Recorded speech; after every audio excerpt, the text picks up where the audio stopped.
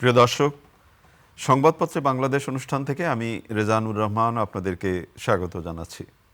বিভিন্ন জাতীয় দৈনিকে প্রকাশিত খবরের বিশ্লেষণ নিয়ে আমাদের আজকের এই অনুষ্ঠানে অতিথি হিসেবে উপস্থিত আছেন বাংলাদেশ প্রতিদিনের বার্তা সম্পাদক নাহিদুল ইসলাম। ধন্যবাদ আপনাকে। স্বাগত আপনাকে অনুষ্ঠানে। পত্রপত্রিকায় প্রকাশিত কয়েকটা গুরুত্বপূর্ণ শিরোনাম পড়ে শোনাই, তারপর আমরা আলোচনায় যেতে চাই। দৈনিক প্রথম আলো, জাতীয় নির্বাচন প্রতিদ্বন্দ্বিতায় প্রায় ২,০০০ প্রার্থী, ফ্যামিলি কার্ড, কৃষক কার্ড সহ ৮ খাতে বিশেষ পরিকল্পনা বিএনপির।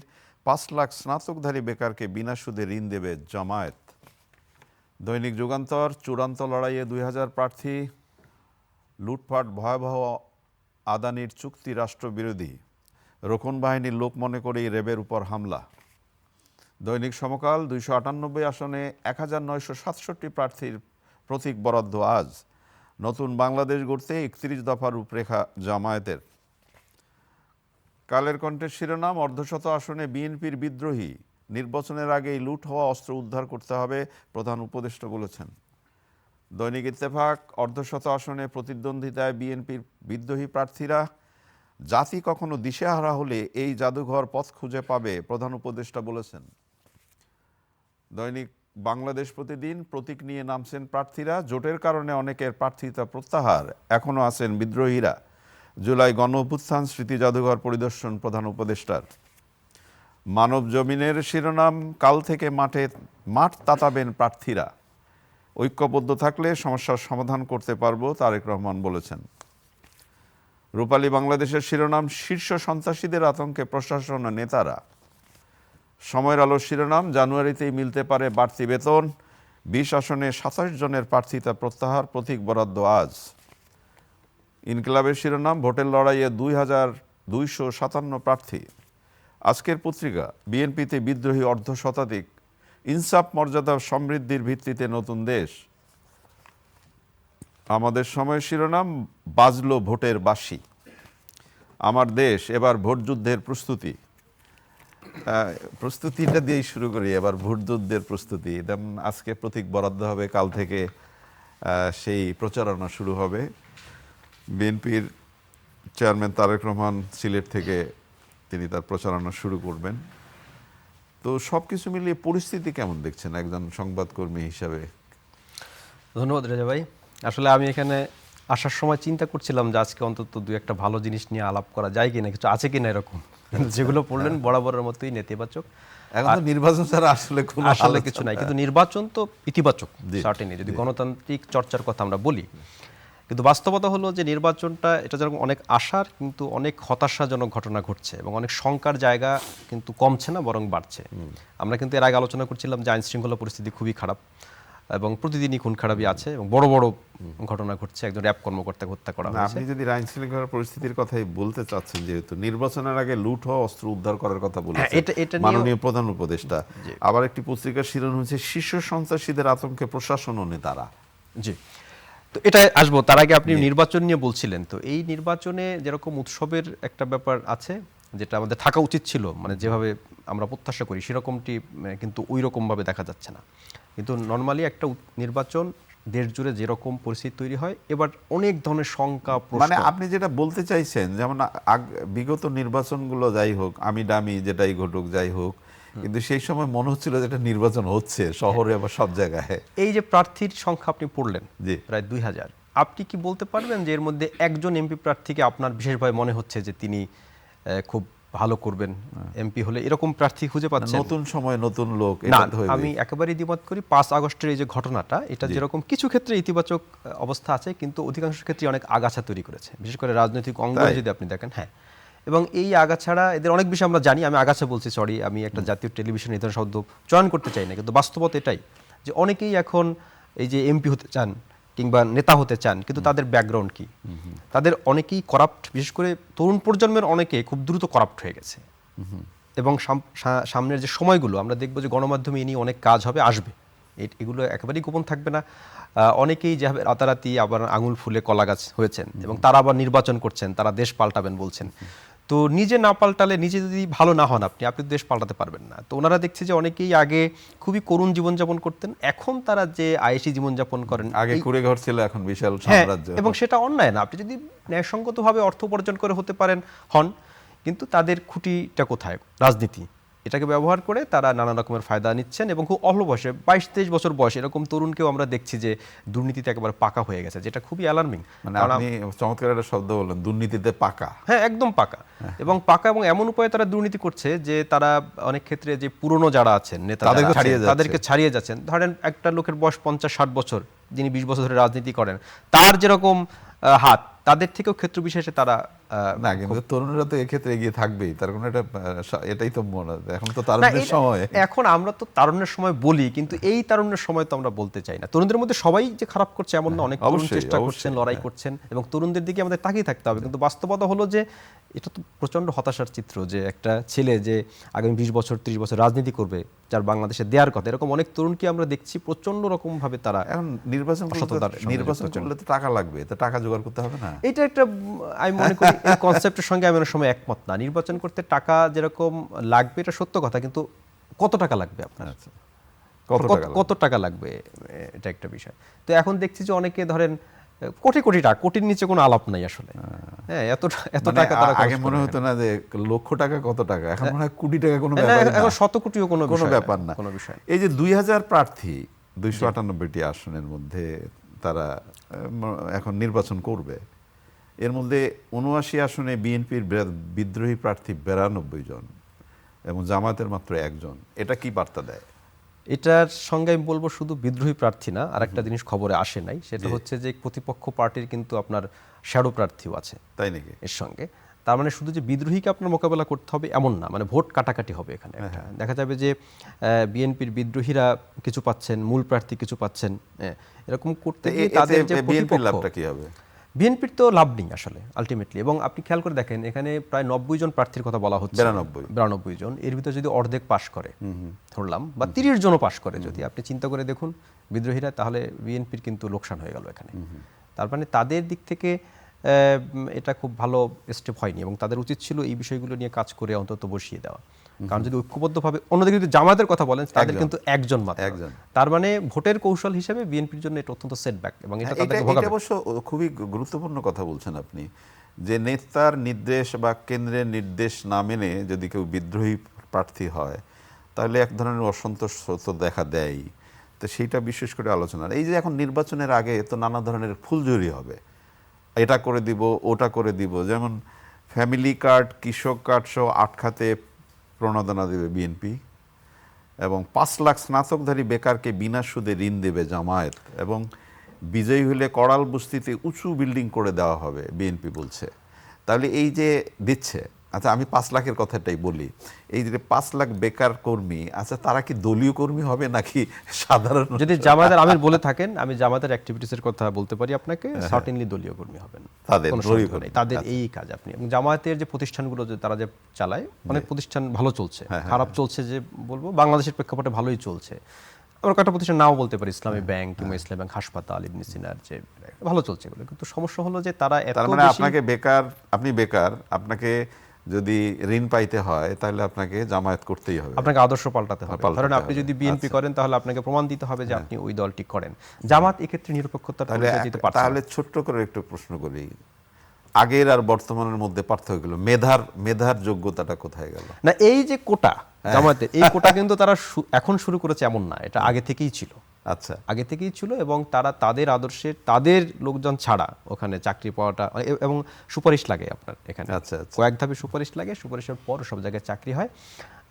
তো এই জিনিসগুলো তো গণতান্ত্রিক বাংলাদেশের জন্য সুখকর না। আমরা তো চাই যে যোগ্যতার ভিত্তিতে হবে, তার আদর্শ, ধর্ম, বর্ণ, সব। বাংলাদেশের কথা বললেন, গতকালের পত্রিকার শিরোনাম পড়েছি, এই যে ঋণ খেলাপি নিয়ে এত কথাবার্তা হলো, আবার এতজন ঋণ খেলাপিকে আবার বলে দেওয়া হলো যে ভাই আপনি নির্বাচনের পরে আপনার এই ঋণটা পরিশোধ করে দিয়েন।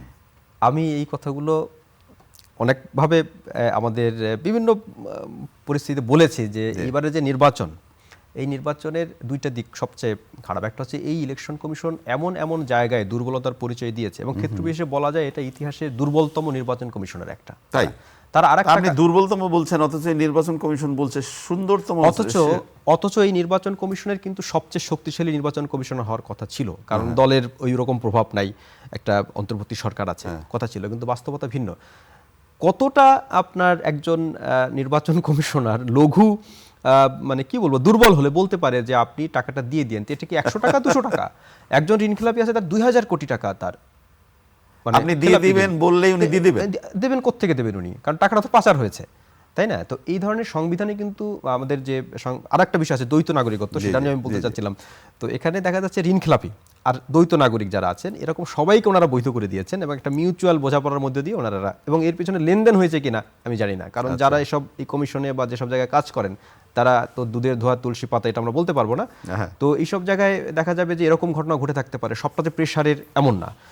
ঋণখেলাপি এবং দ্বৈত নাগরিক এই দুই ক্ষেত্রেই একেবারে সরাসরি আপনার মনোনয়ন যে প্রার্থিতা এটা বাতিল হয়ে যাবে। দ্বৈত নাগরিকত্বের ক্ষেত্রেও একেবারে সংবিধানে স্পষ্ট করে বলা আছে, সংবিধানের 66 ধারা স্পষ্ট করে বলা আছে যে দ্বৈত নাগরিক যারা হবেন, অন্য দেশের নাগরিক যারা নির্বাচন করতে পারবেন, কোনো প্রশ্নই নেই এখানে, মানে এখানে কোনো আদালতেরও শক্তি নেই তাকে করবে। এক সংবিধানে স্পষ্ট করে বলা আছে, এটা 2 দফায় বলা আছে, নাগরিক এবং তাকে নাগরিকত্ব ত্যাগ করতে হবে, সেই ত্যাগের প্রমাণ তাকে দিতে হবে। আচ্ছা এটা তো এখন দ্বৈত নাগরিক যারা হন, ধরেন আপনি ইংল্যান্ডের ব্রিটেনের নাগরিক আবার বাংলাদেশের নাগরিক, তাহলে আপনি এমপি হলে কোন দেশের পারপাস সার্ভ করবেন?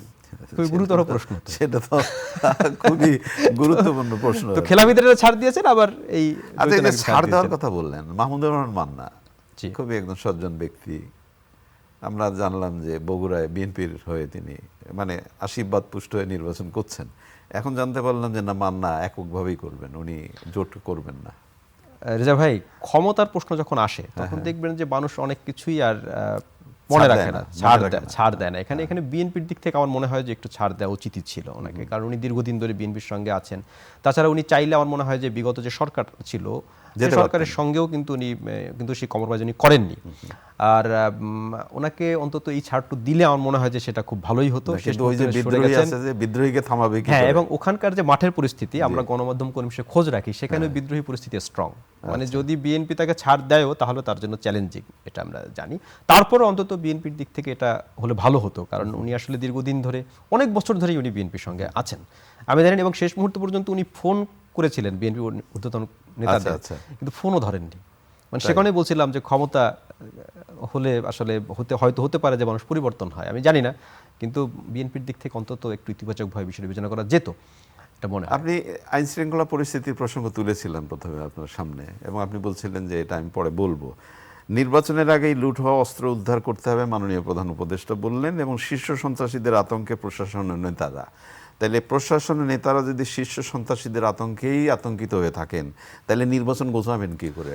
আচ্ছা, প্রধান উপদেষ্টা তার প্রতি সম্মান রেখেই বলি, নির্বাচনের আগে বলতে আমরা কি বুঝবো? ভোটের বাকি আছে মাত্র 21 দিন, একবার হিসাব করে 3 × 21 মানে 3টা সপ্তাহ আপনার হাতে আছে। তাহলে আপনি আর কবে ভোটের আগে বলতে আর কি মিন করছেন আপনি? এটা তো আরো আগে হওয়ার কথা ছিল। আর অস্ত্র যে উদ্ধার করবেন, এর আগে স্বরাষ্ট্র উপদেষ্টা একটা কথা বলেছেন, আমি বলেছিলাম যে আইন শৃঙ্খলা নিয়ে যারা কাজ করছেন এরা অনেকটা ফানি কমেডিয়ানদের মতো কথা বলছেন। হ্যাঁ, এর আপনারই অনুষ্ঠানে আমি বলেছিলাম। কেন বলেছিলাম? কারণ স্বরাষ্ট্র উপদেষ্টা বলছেন যে লুট হওয়া অস্ত্র নির্বাচনে ব্যবহার হবে না, এটা আমি এনশিওর করছি। তার মানে কি, যারা লুটকারী আছেন তাদেরকে আপনি চেনেন, তারা কি আপনার কমান্ডে আছে? তাদেরকে আমি বলে যে বাবা প্লিজ দেখেন। এটা গেল একজন স্বরাষ্ট্র উপদেষ্টার কথা, প্রধান উপদেষ্টা বলেছেনই। আর প্রধান নির্বাচন কমিশনার সুইডিশ রাষ্ট্রদূতকে বলেছেন যে নির্বাচনের আইন শৃঙ্খলা যে পরিস্থিতি, এটা উদ্বিগ্ন হওয়ার মতো নয়। আপনাকে আমি প্রশ্ন করি, আপনি নাগরিক হিসেবে কি দেখছেন? উদ্বিগ্ন হওয়ার মতো নয়? এটা বোঝার জন্য কি রকেট সায়েন্টিস্ট হতে হবে? যেভাবে এখনো মানুষ খুন হচ্ছে, এই যে বিশেষ করে আইন শৃঙ্খলা রক্ষাকারী বাহিনী র্যাবের উপর যে হামলাটা হলো, তো সেটাও তো একটা উদ্বেগজনক ব্যাপার। না, এগুলো দেখার পর সেখানেই বলছিলাম যে ওনারা এরকম ফানি কথাবার্তা কেন বলছেন? মানে আমাদের কি নাগরিকদের বোকা ভাবছেন ওনারা? আমরা দেখছি যে কোনো সাধারণ মানুষের পক্ষেই বোঝা সম্ভব যে আইন শৃঙ্খলা খুবই খারাপ, নাজুক অবস্থায় আছে, কিন্তু ওনারা একের পর এক উদ্ভট কথাবার্তা বলছেন এবং চেয়ারে বসলে মনে করেন তাহলে কি আসার কোনো কিছু নেই? নিশ্চয়ই আছে তো, নাকি? আপনি আজকে যতগুলো পড়লেন এর ভিতরে একটা আসার দেখিনি আমি। মাননীয় প্রধান উপদেষ্টা বিশেষ করে জুলাই গণ অভ্যুত্থান স্মৃতি জাদুঘর পরিদর্শনে গেলেন কাজের অগ্রগতি দেখবার জন্য, এবং তিনি সেখানে বলেছেন যে জাতি কখনো দিশেহারা হলে এই জাদুঘরে পথ খুঁজে পাবে। এসব জাদুঘরের প্রয়োজন আছে, আছে। মানে প্রয়োজন আছে, অবশ্যই, একটা শিল্প সংস্কৃতির সব কিছুই প্রয়োজন আছে একটা দেশের যদি বৈচিত্র্য ধরে রাখতে চান আপনি। কিন্তু আপনি কি জানেন এই জাদুঘরের পেছনে খরচ কত হয়েছে? সাধারণ নাগরিক হয়তো আমরা খোঁজখবর রাখি বিধায় জানি বোধহয় এখন উঠবে না, পরে উঠবে না, আমি বলছি আপনাকে এখানে 111 কোটি টাকা, 111 কোটি টাকা। বাংলাদেশে কিন্তু এখন অগ্রাধিকার কি? এখন অগ্রাধিকার হচ্ছে স্বাস্থ্য, মানুষের শিক্ষা, এগুলো অগ্রাধিকার, বিশেষ করে স্বাস্থ্য। হ্যাঁ, স্বাস্থ্য সবার আগে। আপনি দেখবেন ঢাকা শহরে কিন্তু ভালো হাসপাতাল বলতে একটা দুইটা, এবং এই যে উন্নয়নের কথা আমরা বলি, বাংলাদেশে গত 15-20 বছরে একটা বিশ্বমানের হাসপাতাল তৈরি হয়নি কোনো, এগুলোকে হাসপাতাল বলাই যায় না যদি আপনি বিশ্বের স্বাস্থ্য ব্যবস্থা বড় লোকরা যারা আছে মানে স্বাস্থ্যর জন্য আগে ভারত যেত, এখন থাইল্যান্ড, সিঙ্গাপুর যান, অনেকে আমেরিকা, ইউরোপও যান। আমি বলছিলাম যে এই দরকার আছে, কিন্তু 111 কোটি টাকা খরচ করে আপনি এটাতে দুটো, বাংলাদেশের যে মানের হাসপাতাল প্রয়োজন, ধরুন একটা জেলা পর্যায়ে দুটো হাসপাতাল করা সম্ভব যদি ঠিকঠাক মতো বাজেট করেন, দুর্নীতি না করেন, এবং ওই হাসপাতাল দিয়ে মোটামুটি অনেক মানুষকে ট্রিটমেন্ট দেওয়া সম্ভব। তাই আমি বলতে চাচ্ছি যে এগুলোকে সরকার কি বিষয়কে অগ্রাধিকারে রাখছে কি রাখছে না, এটা একটা ব্যাপার আছে। আর একটা জাদুঘর করার জন্য আপনি 100 কোটি টাকা দিয়ে একটা জাদুঘর বানিয়ে ফেলতেছেন, মানে এগুলো এখানে আবেগের একটা জায়গা আছে না, এ তো বড় একটা গণঅভ্যুত্থান হলো না, হতে পারে, এটা অস্বীকার করা যাবে না, কিন্তু আমি বলতে চাচ্ছি যে একটা হলো অগ্রাধিকারের বিষয়, আর আপনার হাতে বাজেট আছে কিনা। বাজেট থাকলে পর্যায়ক্রমে করেন, হতে পারে, কিন্তু আপনার অগ্রাধিকার কি, আপনার কোনটা আগে করতে হবে। একটা রাষ্ট্রে যখন আপনি দায়িত্ব থাকবেন তখন আপনাকে সেটা ঠিক করতে হবে যে আপনি কোনটা আগে করবেন, কিন্তু সরকার মনে হচ্ছে শেষেরগুলো আগে করছে। এরকম অনেক কাজই দেখবেন শেষেরগুলো আগে করছে। এখনো আহত জুলাই যোদ্ধারা এখনো আছে, অনেকেই প্রশ্ন তোলেন ওইখানে আগে ছিল না এটা আগে। হ্যাঁ, অনেক আহত, তারা ঠিকমতো ট্রিটমেন্টও পাচ্ছেন না অনেকে। এটা তো এইসব বিষয় তো দিতে হবে, সে কারণেই বলছি যে কোনটা আগে কোনটা পরে এটা তো জেনে নিতে হবে। আপনি নিশ্চয়ই খেয়াল করেছেন যে ভারত বাংলাদেশ থেকে তাদের যে অফিসিয়াল যারা আছে তাদের পরিবারবর্গকে সরিয়ে নিতে বলেছে, এটা কি বার্তা দেয়? এটা আইন শৃঙ্খলা নিয়ে কথা বলছিলাম আমরা, এবং ভারত তো তাদের যে গোয়েন্দা নেটওয়ার্ক এটা খুবই স্ট্রং, সুতরাং তারা এখন এই যে নিয়েছে, এটা কোনো তথ্য তাদের কাছে আছে কিনা নির্বাচনের আগে, বিশেষ করে আইন শৃঙ্খলার সরকারের যেরকম তুষ্টি দেখছি আমরা, কিন্তু বাস্তবতা তো একেবারেই খুব নাজুক হচ্ছে দিনকে দিন, এবং গণমাধ্যম কর্মী হিসেবে আমরাও মনে করি নাজুক হচ্ছে। এখন তাদের কাছে কোনো ওই রকম তথ্য আছে কিনা যে সাধারণত কোনো সংঘাতমূলক বা সহিংসতার যখন ইঙ্গিত তারা পায়, কোনো নাশকতার ইঙ্গিত পায়, তখন এই ধরনের পদক্ষেপ সাধারণত মানে পরিবারবর্গ বা পরিবারের সদস্যদের তখনই সরিয়ে নেওয়ার প্রসঙ্গ আসে যখন নিরাপত্তার একটা ব্যাপার, নিরাপত্তার বিষয় থাকে। তো সেরকম কিছু আছে কিনা, এবং আমি মনে করি যে বাংলাদেশের সরকারের উচিত এই বিষয়টি ক্লিয়ার করা, এবং আসলে কেন নিয়েছে তারা, তাদের দিক থেকেও যোগাযোগ রেখে এটার করা যে আসলে কি কিছু ঘটছে। নিরাপত্তার প্রশ্নটা তুললেন, আমি যদি ক্রিকেটের কথাই বলি, বিশ্বকাপে বাংলাদেশ ভারতে খেলতে যাবে না, সেটা আমাদের মাননীয় উপদেষ্টা বারবার বলছেন যে এটা সম্ভব না। যে ঘটনাটি ঘটলো তাতে সেই অবস্থায় তো আমাদের খেলোয়াড়রা কি নিরাপদ আশ্রয় পেয়ে খেলতে যাবে ভারতে, সেটা একটা ব্যাপার। কিন্তু এখন পর্যন্ত আমরা স্পষ্ট পাচ্ছি না যে আদৌ আমরা বিকল্প জায়গায় খেলতে যাব নাকি ভারতেই খেলতে যেতে হবে। এই যে মানসিক একটা দুশ্চিন্তা খেলোয়াড়দের মধ্যে তৈরি হলো, এর দায়টা কার হবে? সরকার এটা নিয়ে শুরু থেকে এটা রাজনৈতিকভাবে দেখছে একেবারে। এটাকে আসলে যেমন ক্রিকেটারদের অনেকেই কিন্তু এখন কথা বলছেন, একজন বলছেন যে তারা ক্ষোভ প্রকাশ করেছেন যে এটার কারণ তাদের পারফরমেন্স, তারা যে শেষ পর্যন্ত যায়ও ভারতে, তাদের কিন্তু পারফরমেন্স একটা প্রভাব পড়বে, একটা মানসিক অবস্থা তৈরি হয়েছে। কারণ আরেকটা হচ্ছে যে প্ল্যানের একটা বিষয় আছে, আপনি কোন মাঠে খেললে কি ধরনের প্ল্যান নিয়ে খেলবেন, এটা একটা ব্যাপার আছে। মানে আমি খেলতে যাব, আদৌ আমি কোথায় খেলবো সেটা এখন জানি না, সেটার একটা বিষয় আছে। তো এখন সরকার আবার এটাও মাঝে মাঝে শুনে হচ্ছে তার বিকল্প কোন দেশ খেলবে, অলরেডি নিউজ হয়েছে। ভারতের দিক থেকে যারা কথা বলছেন তারা কিন্তু ভারতের বোর্ডের সদস্য বা ওই পর্যায় থেকে বা আইসিসি থেকে, তারা কিন্তু বাংলাদেশের দিক থেকে উপদেষ্টারা কথা বলছেন। এর আগে দেখলাম তথ্য উপদেষ্টা বলছেন, এখন আবার উনি যদিও ক্রীড়া উপদেষ্টা। তাই মনে করি যে এটা বিসিবির দিক থেকে বলা উচিত যদি কিছু বলার থাকে। যত আপনি রাজনৈতিকভাবে এটাকে কালার দেবেন, হয়তো আপনার এই একটু জনপ্রিয়তা বাড়তে পারে, বাংলাদেশের মানুষ যেহেতু একটা মেন্টালিটি আছে বিপুল সংখ্যক ভারতের বিরুদ্ধে, হতে পারে এটা, কিন্তু এখন পর্যন্ত কোনো ওয়াইজ ডিসিশন কিন্তু এটা দিয়ে আসেনি। আমি মনে করি ক্রিকেটারদেরও একটা মতামত নেওয়া উচিত যে আসলে কি, কারণ আলটিমেটলি ক্রিকেটারদের মতামতের পাশাপাশি ক্রিকেটের নিয়ন্ত্রক সংস্থার এখন ক্লিয়ার করা উচিত যে বাংলাদেশ আদৌ খেলবে কি খেলবে না, কোথায় খেলবে, আর ভারতে যদি খেলতে হয় সেটাও তো একটা তাদের ক্লিয়ার করা। এটা মনে হয় 2 দিনের ভিতরে ক্লিয়ার হয়ে যাবে, এবং যতটুকু আমরা খোঁজ পেয়েছি আর কি, যে বাংলাদেশ এখন যাওয়ার বিষয়েও একটু ভাবছে যে যাবে কিনা তারা, মানে এটা এখন মাঝামাঝি অবস্থায় আছে, একেবারেই না বলেনি পরিস্থিতি কি দাঁড়ায়। সেটাই। অনেক ধন্যবাদ আপনাকে। প্রিয় দর্শক, আমরা যে বিষয়গুলো নিয়ে কথা বললাম, শেষে ক্রিকেটের অবস্থা ছিল, ক্রিকেটের আলোচনাটা ছিল। আমাদের খেলোয়াড়রা খেলতে যাবে ভারতে না বিকল্প শ্রীলঙ্কায়, সেই বিষয়টি যদি ক্লিয়ার না হয় এখনো, তাহলে মানসিক একটা ব্যাপার তো থাকে, খেলোয়াড়দের প্রস্তুতিও তো থাকে। এর দায়টা কার? ভালো থাকবেন, আগামীকাল নিশ্চয়ই এই সময় আবারও কথা হবে। খোদা হাফেজ।